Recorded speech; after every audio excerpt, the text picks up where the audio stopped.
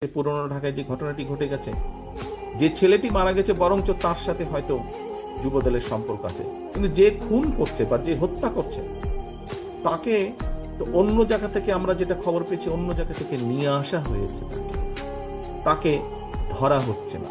ধরা হলো অন্যদেরকে অ্যারেস্ট করা হলো, তাকে ধরা হচ্ছে না, কি তাকে আসামিও পর্যন্ত বোধহয় করা হয়নি এখন পর্যন্ত। কেন হয়নি, কেন ধরা হচ্ছে না? আমাদের পক্ষ থেকে তো একবারও বলা হয়নি যে তমুককে ধরা যাবে না, অমুককে ধরা যাবে, একবারও তো এই কথাটি বলা হয়নি। আমরা বরাবর বলে দিচ্ছি, একটু আগে যেটি আপনাদের সামনে বলেছি, বরাবর আমরা বলেছি অন্যায়কারী আইনের দৃষ্টিতে তার বিচার হবে। দলের সাথে তার কি সম্পর্ক, কিচ্ছু যায় আসে না, তাকে দল কোনো রকম প্রশ্রয় দিবে না। কেউ যদি কোনো অন্যায় করে থাকে, তাহলে প্রশাসন ধরছে না কেন তাকে?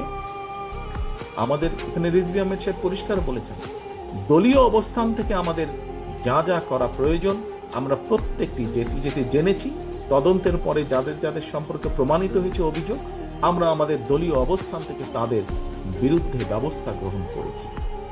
আইন শৃঙ্খলা বাহিনী কেন তাহলে বসে আছেন? আইন শৃঙ্খলা বাহিনীকে চালায় কে?